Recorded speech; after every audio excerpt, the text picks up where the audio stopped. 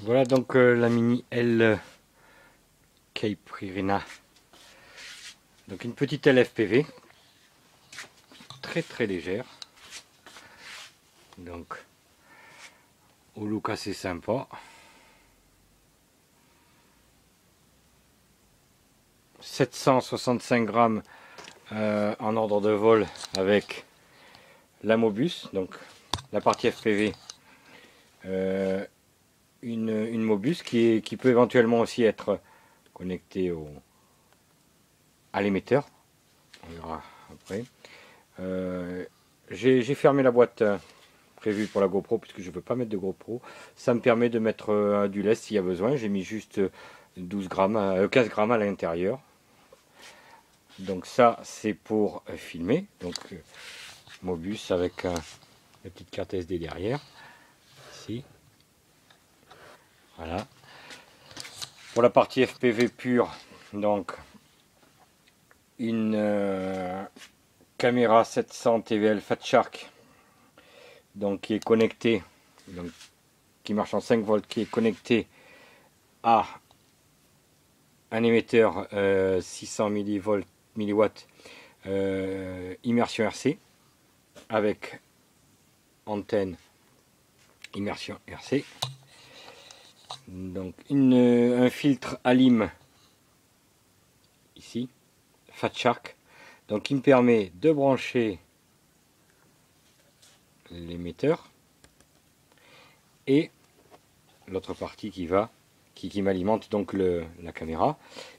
Et la lime générale se fait donc par un accu 2S 3300, donc qui va alimenter d'un côté moteur et de l'autre côté donc ce petit filtre d'alimentation qui évite les perturbations.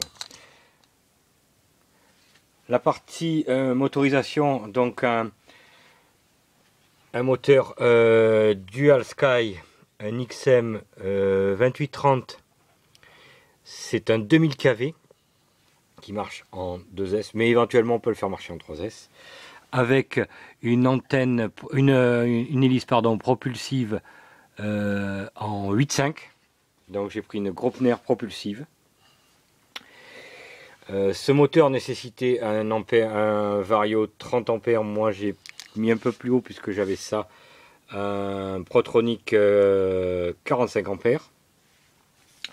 Les cerveaux sont des Protronic également, Digito Pignon métal roulement, donc 74-55 MGD pour les deux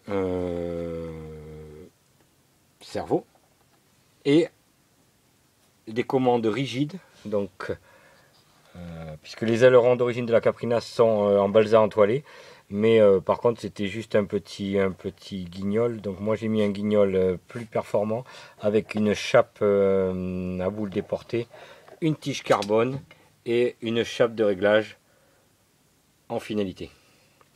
Ça permet d'avoir une aile extrêmement rigide, donc je reconfirme 765 grammes tel quel en état de vol. Voilà. Pour l'émetteur radio, bon, c'est un orange classique, un fast compatible Futaba, puisque je suis en Futaba. Et en widget, j'ai pris cette version, puisqu'il y a deux versions de widget possibles.